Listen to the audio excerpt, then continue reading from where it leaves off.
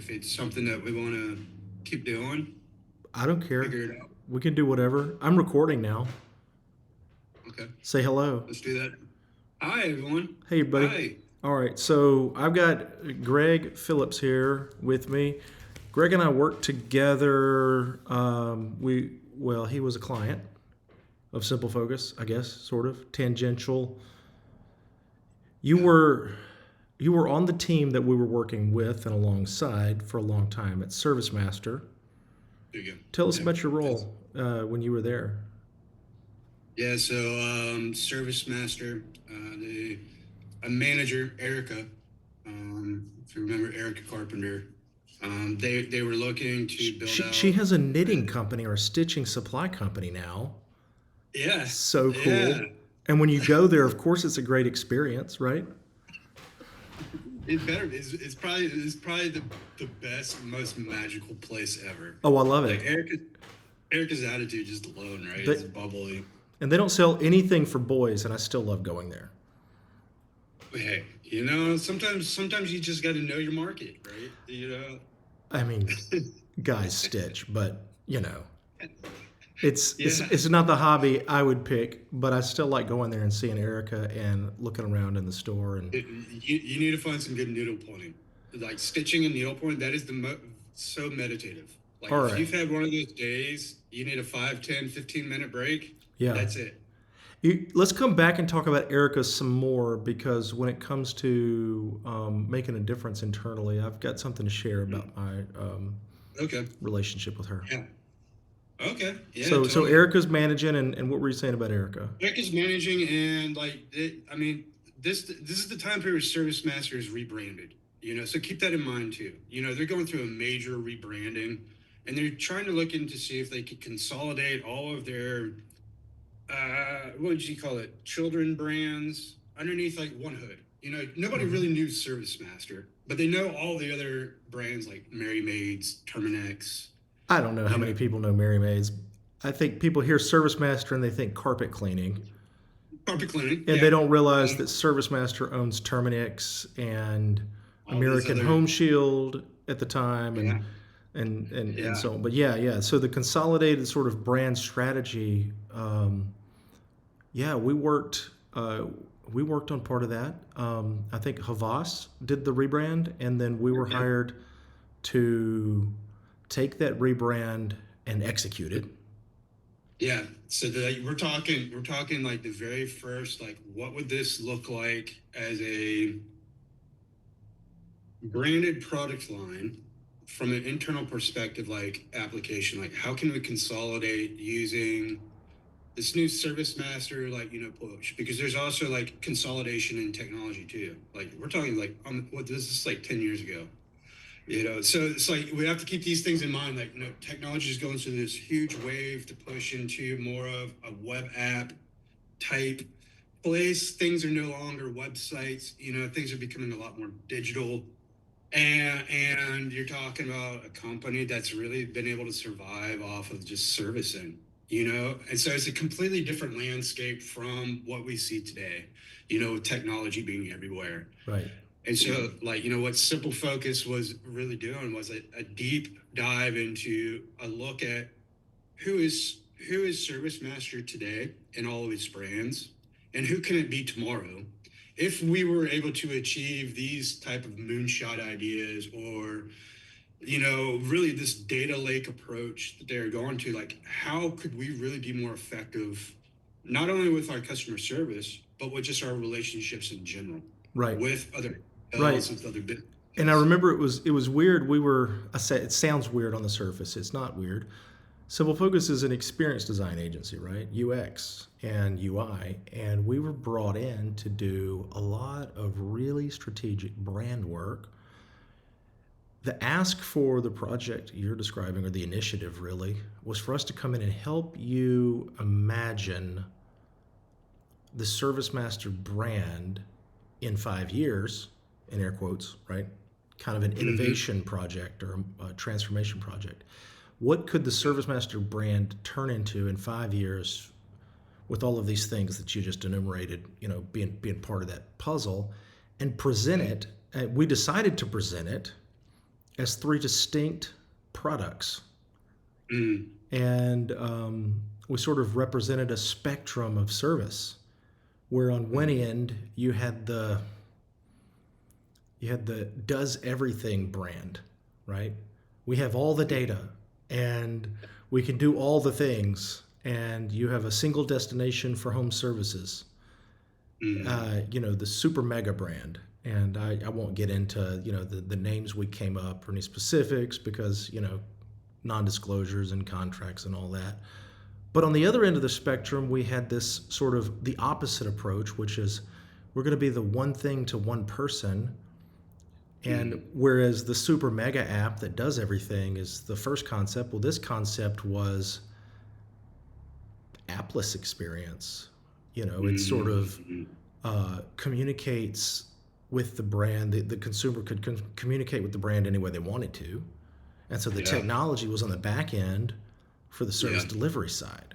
And so you Yeah. could you could text an advisor, and it was all very white glove and concierge. And that you Mm. had this person, air quotes, who would take care of it for you. And then another part of the spectrum that we designed, which actually ended up being built, Mm. was this sort of gig economy concept where let's democratize home services and make it available for anyone. So rather than um, providing the service, we facilitate the transaction between any service provider and the consumer, and um, Yeah. and that was sort of ahead of its time 10 years ago. And Yeah.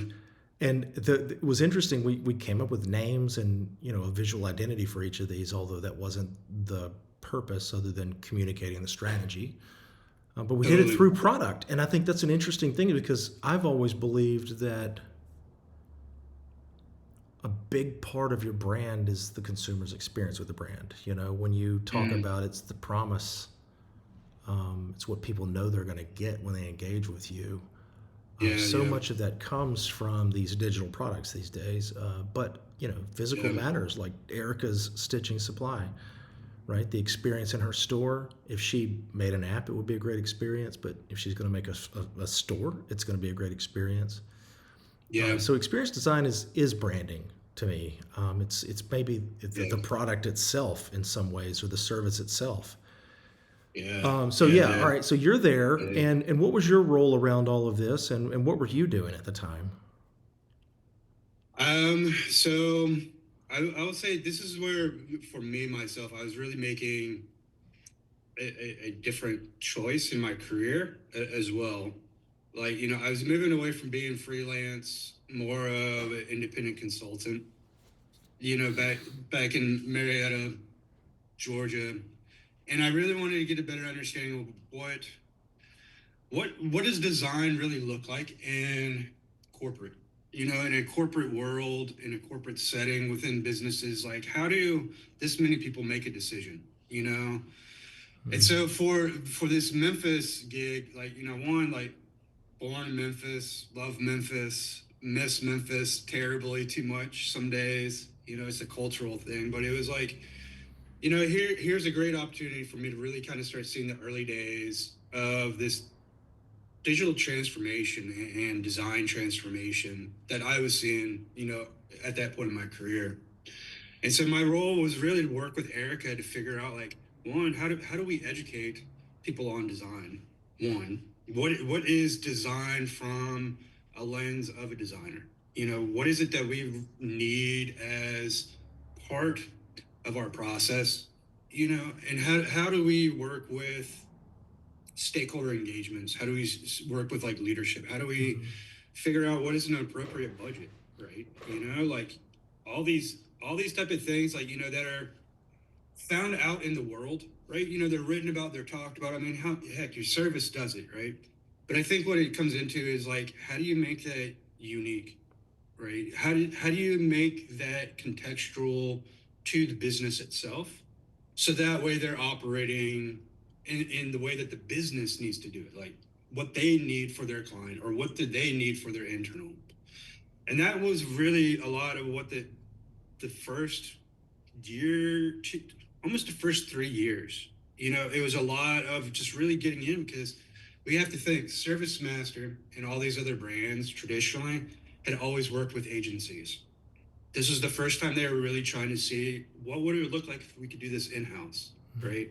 They had Terminex design, but it wasn't the same type of full suite user experience that Simple Focus had brought in, right? I mean, the amount of research and the time spent with the interviews and all these type of things, it really helped that aha moment of these are clues for us to better understand, are we solving the right problem, or are we just addressing issues? So let's pause there. What prompted you and I, or you and me, excuse me, to get on this call was you asked a really interesting question about how do we manage stakeholder engagement as an agency Yeah. on one of my LinkedIn posts, and that's why we decided to just get on this call and talk about it.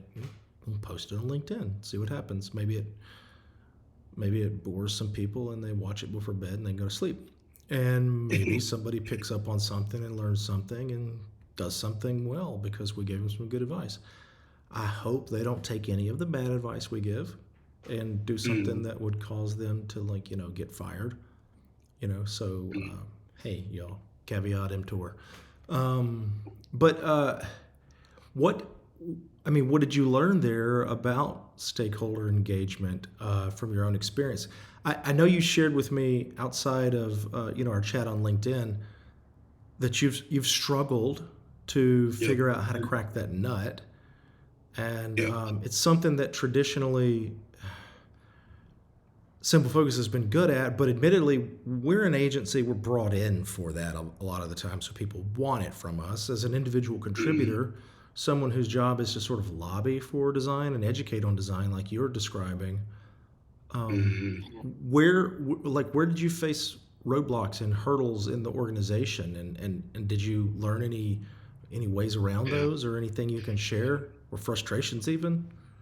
Yeah, I mean, when I reflect on my career at this point, that started Service Master, that really set the foundation of really, I think, who I've become in this industry, is that I'm an individual that you would call up whenever you've never done any type of design before and you're interested in what does that look like, like more than likely it's going to fail, so it's one, the first lesson was learn that failure is the best thing that you could possibly do. The quicker you could do it earlier on, and do it as a group, not independently, but as a group, and really absorb that failure, the better it is, you're starting to gain that level of trust. And for me, that early on, because there's so many friction points of, like technology has their budget, they have their goals, and they want to keep it, right? You have business, they have their technology and their goals. And then you bring in user experience design, and we don't really do much, but we help with the relationships, right?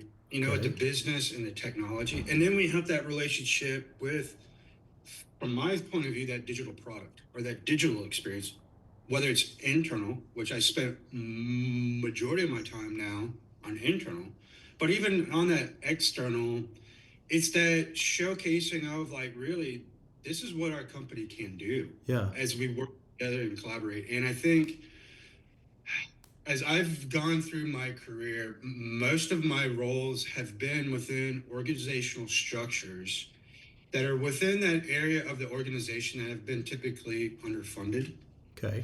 or they're starting to emerge as a new venture for a product to a Well, degree. as someone really familiar with the business side of things, every group is underfunded.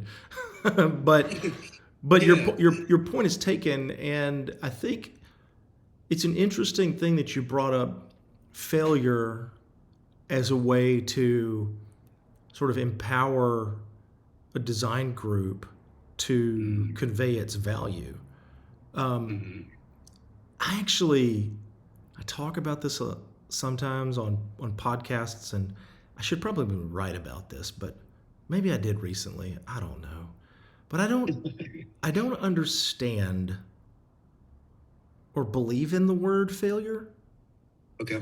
Um, One thing I know is fail porn gets tons of engagement on social media. So if I Mm, wanted people to read my blog posts, I would write fail porn, and I mm, would come up with the 6 things I did to ruin my agency, or yeah. the 12 mistakes we made when we designed this iPhone app, or Mm, the one mistake I made that caused me to have to lay off employees in 2018. okay. Fail porn, people are drawn to it, kind of like a car wreck. They rubberneck.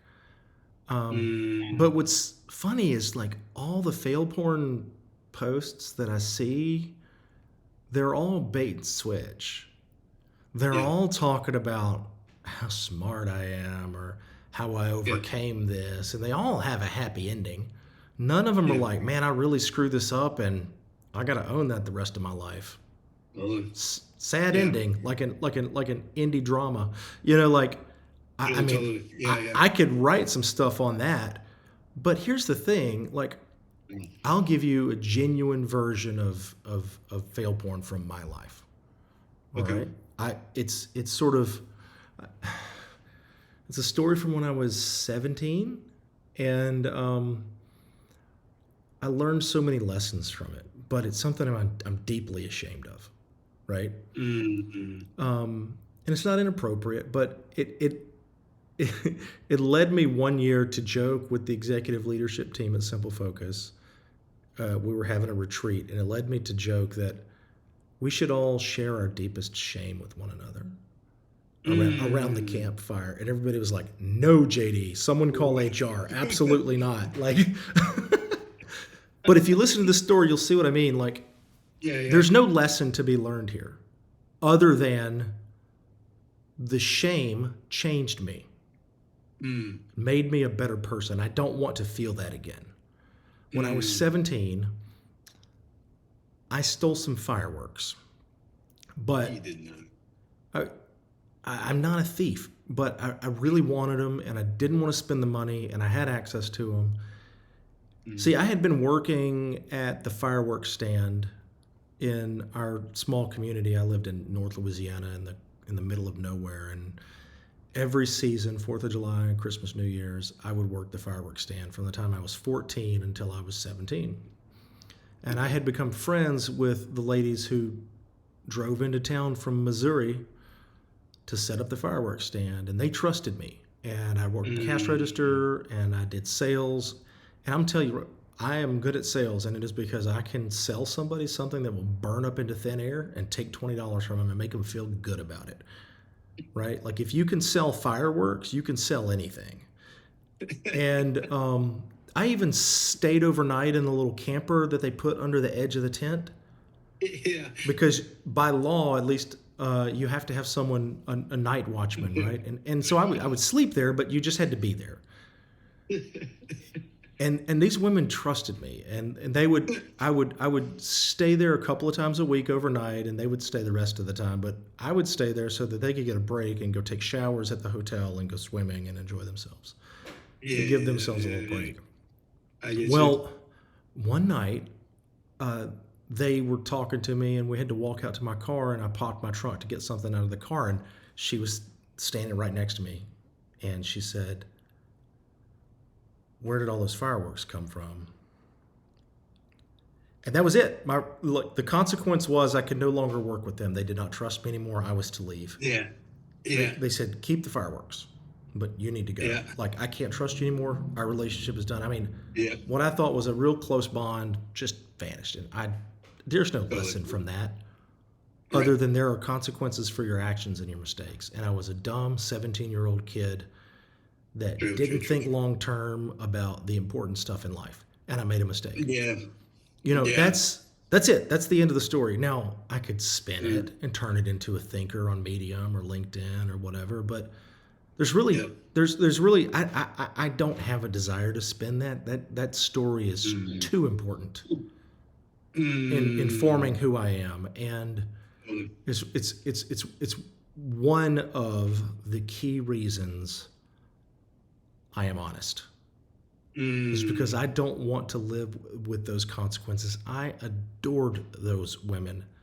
They took yeah, care of me. I was that teenage boy that they had a bond with, and they trusted me, and I blew it, you know. totally, And I bet totally. you, if I called them up today, they would be happy to talk to me and remember me fondly, you Mm, know, because so much time has passed right. that they would remember it, but they would forgive me. And maybe I should call them, find them. They're probably dead. I don't know. Anyway, Um, but failing is not something I understand as a concept. Like what I mean mm, is yeah, you people think, oh, you try something and it doesn't work, that's a failure. Let's iterate and try again. And I'm like, is it a failure? It's something you it's, tried, I and think then it's what happened new. happened. Yeah. I think if I push into where we're going, so instead of maybe I hear what you're saying. So it's it's more of mistake making. Right. Like understand that we're going to make mistakes. Like we're not going to be perfect going into it, you know, and expect that we're going to be flawed somewhere going into the process. You know, go ahead and put that out there because what we need to get oftentimes what I face, and I think it's you know what really comes into you know the conversations about design is like we need to step away from like the ego of what our experience has been telling us, and then we need to figure out what is our gut really telling us, right? To me, like you know that those type of areas in my life, being in the design world is what I gravitate to the most because it's the scariest places, it's the unknown, and we can't put a KPI to it, right? You know, it's not that area that we've already ventured out into. And yes, we got tons of examples out there probably surrounding us that it might be achievable or not, you know. But I think, you know, what it really boils down to, people talk about it in corporate world is risk, right? You know, we're afraid of taking the risk, you know, the investments and all this other stuff. And I'm like, it's hard to really figure out how to make that appropriate choice when you're combining the instincts of humans in the financial running of a business. You know, and this is where I'm not a good salesperson at all. Mm-hmm. I can't sell you anything whatsoever because I'm always over here. You know, like those financial numbers and stuff right here. I'm like, well, if we do our job effectively, we can make those numbers move and change. You know, to me, these numbers don't affect and they shouldn't affect my decision making. It should open up my opportunities to start looking elsewhere. Because if we keep going down the same path over and over and over again, we just erode the path. You know, we're not really finding that newness that we're trying to seek Yeah, for. yeah. I mean, you're talking about incremental improvement versus something novel or transformational for a business. And I think that those are two different jobs, Craig, honestly. Okay. You know, I think that there are inventors and Mm. there are, you know, maintainers. Excuse me. I'm on a podcast and my phone's ringing. That's Who is it? Answer it. no, that's Hey, what's Andy. up? Bring him on. That's Andy. I'll call him back. Um, yeah, so I mean, design education for these stakeholders is it's not like it's not that stakeholders are dim. They're absolutely brilliant people most of the time, you know. Um, Mm. but so many people who aren't designers or creatives, and this is there's exceptions to this rule, but so many people are used to buying a finished product, Mm. right? But an experienced designer knows that we're designing an intangible, the experience, and what the way we design an experience is by creating things to cause the experience. Mm. And those things are never finished. Yeah, yeah, Like yeah. like name a software product that's ever done, right? Yeah. They're Yeah. never finished. But you can buy desks and chairs for your office, and then you can capitalize that and Mm. depreciate it. And financial leaders and business leaders understand that. But investing in digital experience is a lot like investing in brand. Yeah. To engage your stakeholders and help them understand that so they can help you get it done. I think the Mm. trick is you've got to be able to educate people without making them feel like you're educating them. Number one, Yeah. because Yeah. nobody wants to be taught at that level in their career, although they all love learning, right? We're all Mhm. lifelong learners at this level of our careers. And so I was having lunch with Michael Rowland today from ALSAC St. Jude, and he was telling me a story about an effective way that a brand designer was able to move the needle on something by moving in a crowd of people and stakeholders, basically, and going to each one individually and very sincerely and earnestly saying, so can you help me understand why there's resistance to change here? Mhm. And if you see any opportunities to move the needle, help me understand what those opportunities might be, rather Mhm. than sort of pounding their chest and you know and saying this thing is bad and needs to be better because I'm a craftsman and I just know it and you need to just trust the process and trust a designer. Instead, Yeah. they took a very political approach, because in Yeah. an organization, a large organization especially, but in any organization, the key influencers, most people would say they all have their agenda. But I think that's a little dismissive of their truest intents. Of course, everybody's to an extent interested in protecting their career and advancement and jockeying and all that. But in a large organization, everybody's got a different opinion on how to Yeah. achieve the mission. Yeah. They're of course they've got different priorities, right? So Greg, I mean, Yeah. listen to yourself. You've got a point of view and some priorities and an opinion on how to improve the business. Yeah. So does the head of accounting, Yeah. right? And Right. so does the head of lobby design or room design or interior design at Hilton, whatever. Mhm. Everybody's got a Yeah. different opinion on what's going to fix the business or what's going to help the business the most. And the truth is, it's all of it. Everybody Mhm. needs to work together to fix it. And figuring out where we fit in as designers, or maybe even becoming aware of where we fit in as designers, is the first step towards figuring out how we can be effective. How can I help them achieve their goals while advancing design and experience for the organization? Yeah. And becoming an ally for the business objectives, right? Because, I mean, a Mhm. minute ago you said, if we do our job right, the numbers change in a good way, right?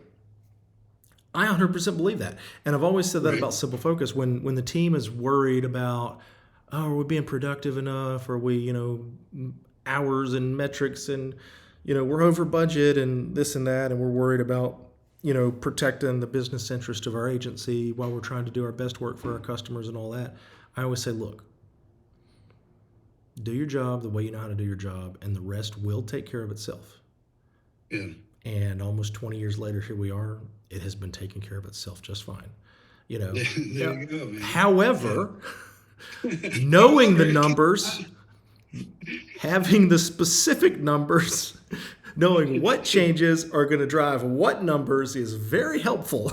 If you want to do more than just make sure things are okay. yeah. Yeah.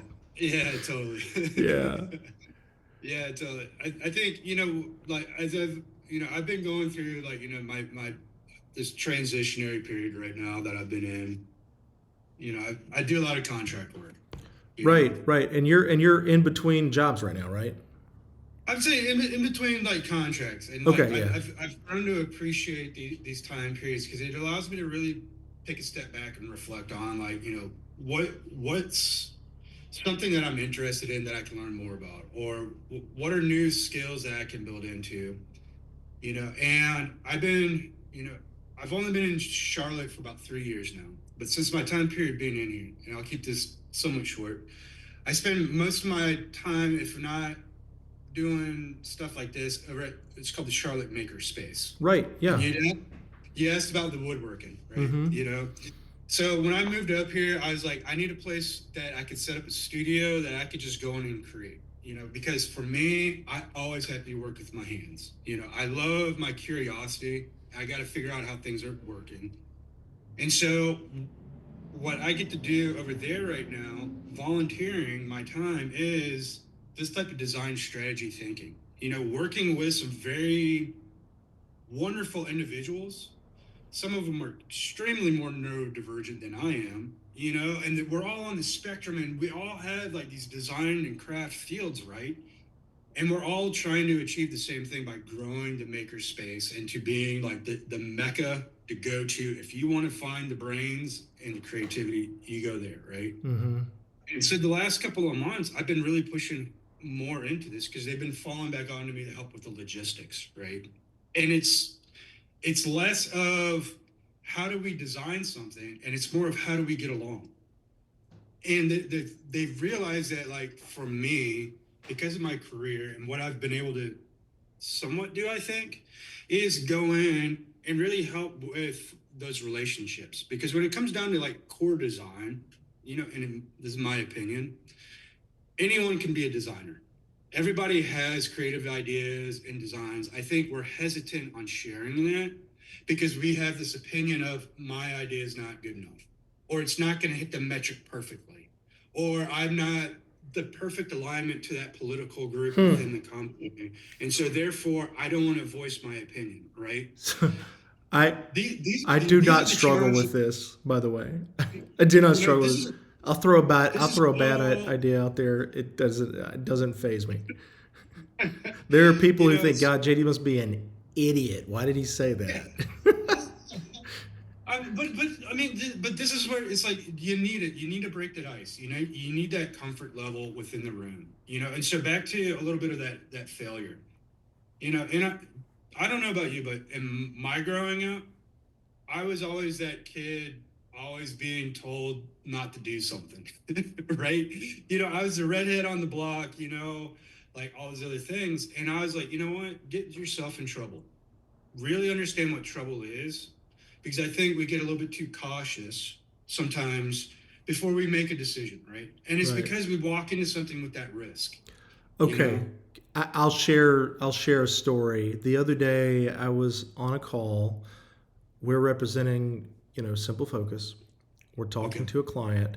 The client has brought another partner into the call. And so Mm. it's the two vendors, us and the client. And I jump in and I start running my mouth and blabbing about such and so. This is a terrible design and this and that. And I'm not even thinking about it from a sense of ownership or politics or anything like that. I'm just speaking my mind. Now it's the type of thing you can do when you've earned trust and built rapport, right?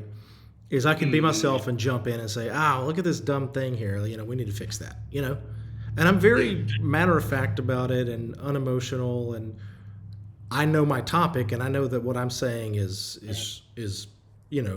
not wrong. Maybe Yeah. there's layers and complexity to it, but I stand behind what I said. Maybe not the way I said it, right? Especially Okay. because there was another partner there, and I wasn't being very sensitive to how people might receive what I had to say. And I Totally. bombed, right? Like, I don't call it a failure though, because I had to, sort of, you know, uh, suck it up and eat crow and which is no big deal. I had to apologize because I should apologize for the way I approached that Mm, indelicately, you know. mm, But by the end of the meeting, it was clear to me and my team what needed to be done because somehow I shook something loose mm, and we got to the bottom of a problem that nobody would have gotten to had I not mm. said some dumb thing and hurt somebody's feelings or potentially It, hurt somebody's feelings. I don't want to say that I hurt anybody's feelings, but had that I wasn't not the had I not been intention. indelicate, it wouldn't have Yeah, shaken loose. Now we know on right. our side, what two things that we could recommend and put as options, and it's Yeah, very clear to us that it's going to be one of these, and it's going to be up to the client and the other party to decide which direction to go in. But yeah. had I not done that, we wouldn't have realized that the second option was a possibility. And so it's sort of Mm, like the ends justify the means. I went in like a bull in a china shop, but I yeah, came yeah, yeah. out. I mean, putting people through a lot of suffering and pain or whatever. But at the end of the day, I came out with clarity that I needed and that my team needed, and Yeah, that's going to yeah, end yeah. up serving the client in the end. I just did it Totally. in a crappy way, and I probably wouldn't do it again that way. But Yeah. sometimes good things happen from dumb mistakes, you know? And so, in some ways, that earlier question that you asked, like, early on in my career, like, for me, I find myself to be in that quite a bit, right? Because it's like back to that curiosity. Sometimes my curiosity gets me in trouble. Yeah, Like I go into that place and they're like, no, no, no, Greg, not here. And I'm like, okay. But I'm like, that's the thing. It kind of makes me wonder. Sometimes we talk. There's that notion of like groupthink. right, Like right. become very accustomed to knowing that somebody knows some type of policy, or somebody knows some type of legal ramification for why we can't do something, and it's like, sorry, but like, let's check our facts. Like, Yeah, check your facts or look for alternatives and keep trying, keep pushing. It's so cheesy, but we do it all the time as a joke internally at Simple Focus. We say yes and instead of, yes, like if somebody has a bad idea, we're like yes and then we put a yeah, better idea out there. But it's good brainstorming to just not poo poo on people's ideas, right, right? right, Don't right. look for reasons to say no, look for reasons to say yes. In fact, that's one of the things at the core of the creative process that we follow at Simple Focus, and that is Mm, don't get emotionally invested in the work. mm, mm, Instead, look for things to like in the work and then keep pulling those strings. So if we're going to design some novel comparison thing or whatever, some UI that needs to be created that there's not a clear mm, pattern for that exists, or there's something custom or bespoke about this process.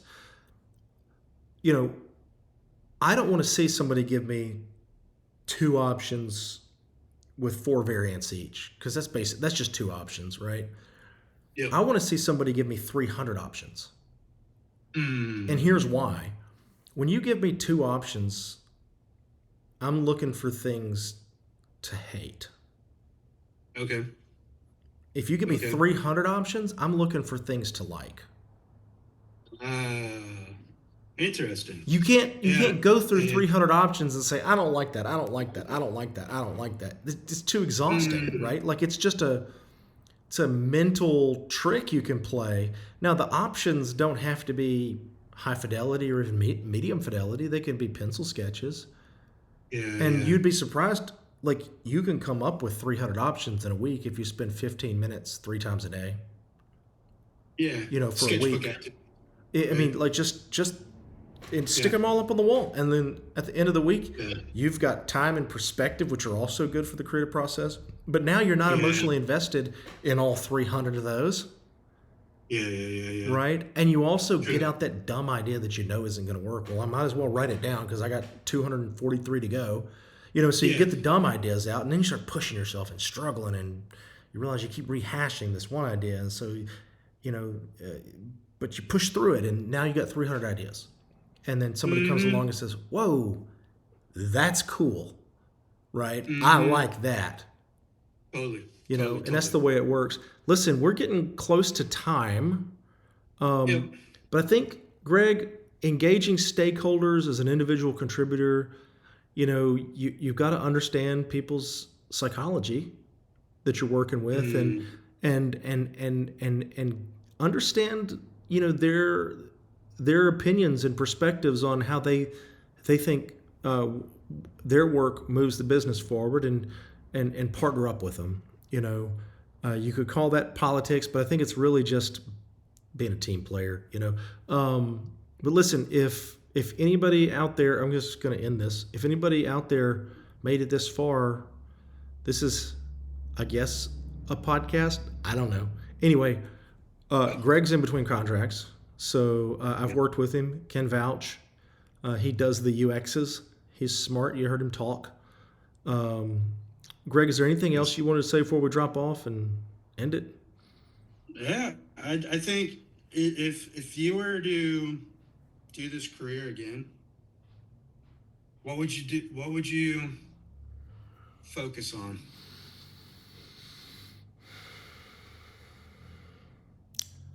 Are you talking about experience design or business owner? I'll let you choose. Oh God. If I was a business owner, I'd focus on building a sales organization. All rather right. than rather than living off of word of mouth and referrals. You know, I'd have people out there hunting for deals. That would that would that would put years back on my life. You know, for sure. Yeah. Um, Yeah. so if you did make it this far and you're looking for an experienced design firm, There you holler at go. your boy. There you go. As an experienced designer, how would I approach this differently? Man, I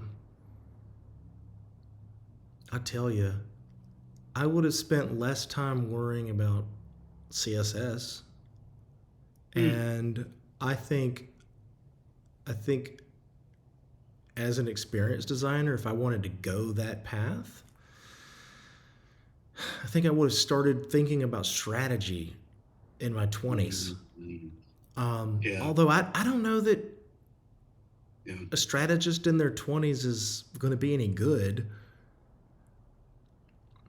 Oh, I I think you know, need. I know, I Yeah. know, I know, I know. Um,